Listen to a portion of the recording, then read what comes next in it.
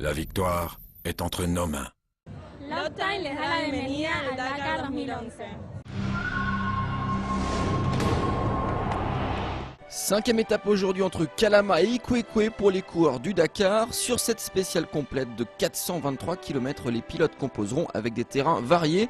Au programme du jour, des pistes rocailleuses, la traversée d'un désert de sel, un hors-piste grand ouvert sur une centaine de kilomètres et enfin la descente sur Ikwekwe avec une pente de 32%.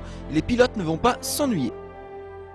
Premier à s'élancer, Marc Coma, l'Espagnol qui va connaître un début de spécial cauchemardesque. Tombé au kilomètre 80, il a dû s'arrêter 11 km plus loin pour mécaniquer, un arrêt de près de 10 minutes. Au premier point de contrôle, c'est Francisco Chaleco Lopez qui passe en tête. Il est suivi de près par les deux Français Olivier Pain et Cyril Després. Marc Coma lui a beaucoup de retard puisqu'il pointe à plus de 8 minutes de la tête de course. Depuis le début de la semaine, Olivier Pain sur sa Yamaha est dans tous les bons coups. La malchance va pourtant venir contrecarrer les plans du tricolore. Kilomètre 231, le Dakar 2011 s'arrête pour lui sur une chute. Le verdict est sans appel, poignet cassé. Contrairement au jour précédent, cette étape est ouverte chez les motos au passage du deuxième point de contrôle, kilomètre 259. C'est maintenant Franz Verhoeven sur sa BMW qui a réalisé le meilleur chrono. Mais au final, c'est un autre pilote BMW qui s'impose. Après délibération des commissaires de course, c'est Paulo Gonçalves qui est déclaré vainqueur de cette étape. Concernant le classement général, Marc Coma garde toujours le commandement devant Cyril Després. Dans la catégorie voiture par contre, la hiérarchie reste pour l'instant assez figée.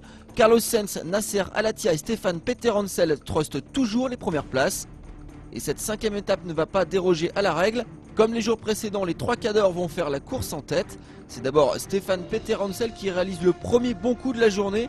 Crédité du meilleur temps de passage au checkpoint numéro 1, le Français a relégué à ce moment-là de la course Nasser Al-Attiyah et Carlos Sainz à plus de 4 minutes.